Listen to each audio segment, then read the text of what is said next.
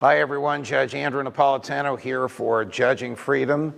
We are coming to you today from St. Basil School outside of Moscow, a beautiful, gifted, what we would call in America, very upscale preparatory school where students from grade 1 through 11 are given a classical education. I am privileged, deeply and profoundly privileged, to be interviewing today one of the smartest philosophers in the world, the great Professor Aleksandr Dugin. Professor Dugin, welcome here, and thank you for giving me this opportunity to speak with you. Professor Dugin, how do you account for the resurgence of traditional Christianity out of the ashes of the Soviet Union? That was a kind of miracle, because in the Soviet time there was the image, there was a kind of general opinion that all religious tradition was destroyed, was cut. But nevertheless, the faith, the real belief in Christ, in Church, and Holy Trinity somehow managed to survive in spite of all this atheistic, materialistic propaganda in the heart of the people. And when Soviet Union came to the end, when there was the collapse of the Soviet system, it has re-emerged. The religion, the Church, has re-emerged from nothing. It seems at the moment from nothing, but that was from the people. From the people, there was always some tradition, church, liturgy that wasn't interrupted in Soviet time, but in very small circles. But the church continued to exist. And when the collapse of Soviet system happened, that was the kind of great restoration, great return, and the vacuum of the Soviet ideology was filled by Christian Orthodox ideas, doctrines. Did the Russian people retain a certain traditional religiosity during World War II? That was a kind of, as well, that was a very special period in our history when Stalin himself made appeal to the Christian Orthodox people to stand for fatherland, to defend Russia as a motherland. There was no so much talks about communism and socialism, but patriotism. And that was one of the very important moments when communists made appeal to the Orthodox people, to the Orthodox faith, in order to stand strong to defend the country against the Germans. But after Stalin, there was Khrushchev, our communist leader, that tried to destroy all these traditional tendencies. But finally, I think that the major event in our new history, modern history, was the collapse of the Soviet Union. And from this point, Russia should be considered rather as traditional Orthodox Christian country. It is not just now. It lasts from the beginning of the 90s. So it would be fair to say that traditional Orthodox Christianity survived World War II, survived communism, and now is flourishing. It is correct. It is correct, because we have no other ideology. The people now, after the end of the Soviet Union, there is the disillusion, kind of rejection of the materialism, of the atheism. Liberalism was so strange, so alien to us. So we have rejected that, and the gap of the world vision was filled by Christian Orthodox faith, doctrine, and teaching. But there still is some liberalism here. I mean, in the sense of traditional liberalism, classic liberalism, what we call libertarianism in America, whereby people are free to speak their minds and people are free to dissent. Yes, yes. This did not exist under the Soviets. Yeah, absolutely. That didn't exist, but that doesn't exist in modern so-called liberal world. So liberalism has lost its libertarian meaning long ago. Unfortunately, yes. It is something, a new form of totalitarianism. Yes. We lived under Soviet totalitarianism, and now the West lives under liberal totalitarianism. Very fascinating way to address this. Professor Dugin, what became of the old communists, and what became of the idea of communism? What became of the Soviet totalitarians? Where did they go? So that it was a fantastic moment, because in one moment, this totalitarian system, very huge, very established, deeply established in the society, not only in the state, but in the culture, everywhere in their everyday lives, has disappeared. That was a kind of miracle. And the people who just yesterday, blamed church idealism, they became visitors of Easter with icons immediately. That was that was a kind of general turn of the orientation of the society. But we had very special periods after the end of the Soviet Union, 90s. Right. During 90s, we tried to imitate the Western pattern and Western model, liberal, left liberal, Western paradigm, and that was a kind of great mistake. So you're talking about the time period under President Yeltsin and President Gorbachev. Yes, Yeltsin, above Yeltsin, Gorbachev, exactly.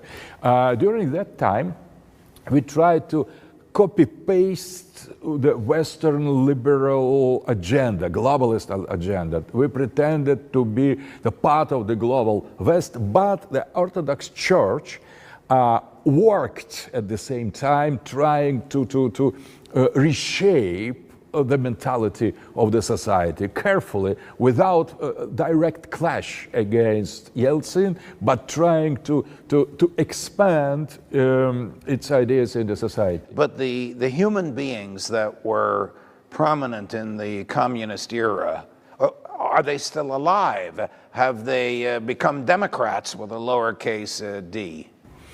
So some of them, yes, but the younger population, younger generation of the communists, they turned into globalists, the oligarchs. They used the end of the Soviet Union in order to become richer, and they have accepted Western way of life, Western patterns. That was liberalism in 90s was made by communists, by younger generation of communists, and the part of them, of communists, they have discovered the other part, that they are just patriots, just Russian people, and some of them turned into the Orthodoxy as well. Right. They have embraced, some of them embraced Christian Orthodoxy as alternative world vision. So there were a split, but I think that with Putin,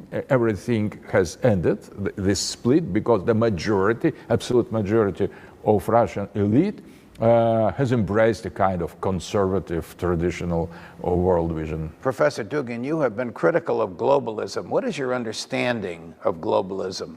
What does it mean to you, Aleksandr Dugin? What does it mean to President Putin? I think that, in my eyes, it is absolute evil. So from the church, from the Christian perspective, it is the kingdom of Antichrist. So everything. Yes. That means that all traditional values, all traditional institutions, church, faith, family, state, nation, culture, everything is turned upside down.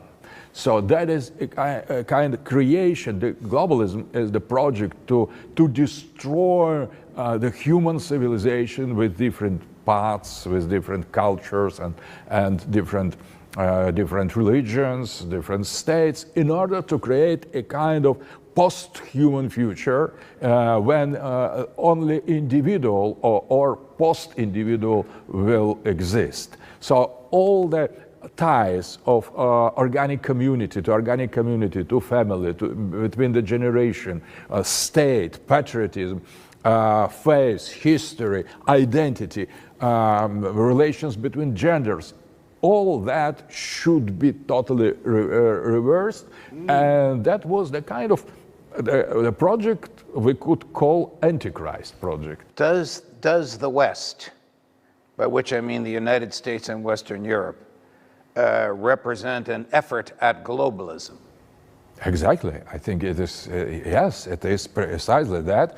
And what is interesting that the other miracle, how fast in the United States this tendency, great tendency to be the driver of anti-Christian civilization is exchanged with Trump to something opposite. So we have spoken about very, very immediate change, turn in Russian history, but now we are witnessing something very, very similar in your country. Why do you think that elites in America and elites in Europe despise or fear, or perhaps both, Russia and the Russian people?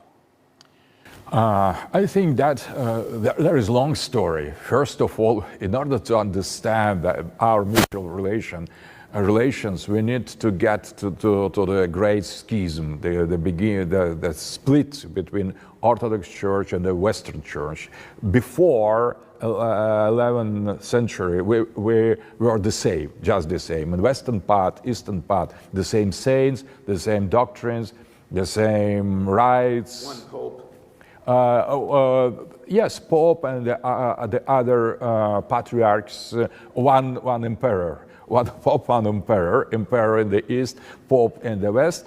But there was the other patriarchs as well accepted by everybody. That was the united church, united empire with different branches, and united Christendom. So that was something, we were one and the same. And after this split, we started to separate. The split is 1,000 years ago. Yes, but and from that point, our ways were divided. Eastern Orthodox Christian tradition was and still is very loyal to the roots. We didn't embrace the social progress, the technological development, but rather we tried to stay loyal closer to the roots, and the past and the eternity and God still are the main values for us. Eternity is not obsolete, it is not just the past. So we venerate not just past but eternity. And the West has gone totally different way in favor of modernity, modernization, atheism, new science, and has lost this heritage. So you trace the Western hatred and fear of all things Russian back to the schism in the church 1,000 years ago. But what manifests the leaders of France and Great Britain, and before President Trump, the United States, to hate Russia? What manifests that? Communism is gone. President Putin was popularly elected. Freedom of speech is here. The society is traditional, but it's an open society. Why do they hate it? What do they fear? What are they misunderstanding? There is, because we still are two civilizations with the same Christian roots, but very opposite in many ways. For example, Russian society is much more traditional. So we've made the same laws and decrees as Trump is doing now long before in favor of traditional family, against perversions, against gender politics. We affirmed that we are patriots, we are traditionalists, we are much more conservatives. And I think this ancient hatred is revived by globalist elite artificially. It was not natural. We could find many common points, but they preferred to, and they still prefer in Europe, to emphasize what divides us, and why it divides not two branches of the Christian civilization, but what divides post-Christian, anti-Christian, globalist, liberal civilization and traditional civilization, because Russia is a continuation of this traditional core. Do you think that the Western elites believe that Russia is still communist? Oh, I could not judge. It's up to you to You think I would have a better understanding of them than you? Yes, yes. So I don't know. Normally they should remark very important events that have happened almost 40 years ago, when we have stopped to be communist. And for 40 years we are not anymore, neither officially nor in the society communists. We have made this great shift with the collapse of the Soviet Union, first in the 90s to the liberalism, embracing liberalism and globalism, and after that with Putin, we have returned to our conservative Russian Christian traditional roots. Professor Dugin, you are a philosopher, you are a professor, you are a teacher of international recognition. In 2015, the United States and Canada sanctioned you personally. But why? You didn't pull a trigger on anyone. You are a teacher. You think, you write, you speak. Why would Western governments want to sanction, arguably, the smartest man in Russia? I know you don't want me to say that, but that's what some of us know to be so. So that was formally, that was for supporting Putin's desire to unification of Crimea. But I didn't participate neither in Crimea nor in Donbass. I wasn't involved in the real politics. I didn't influence in any sense any serious decision. I'm, as you correctly have said, Judge, I'm just thinker. And I think that was maybe, for example, if you censor some books with radical ideas, inciting hatred, inviting people to kill the other of race, but I am anti-racist, I am anti-totalitarian, I am very critical to all three political theory, and I have explained that in my many books, that I am against communism, liberalism, and fascism. And so in order to make debates with myself, you need at least to accept that as the starting point and try to convince me that maybe I'm wrong, maybe. But even if you are wrong, these are ideas. I mean, as Thomas Jefferson once said, it doesn't rob my pocketbook and it doesn't break my bones what names they call me. So if you articulate ideas against globalism, against fascism, against certain forms of liberalism, the West wants to punish you, Aleksandr Dugin, for articulating those ideas here in Russia. It doesn't make any sense. Okay.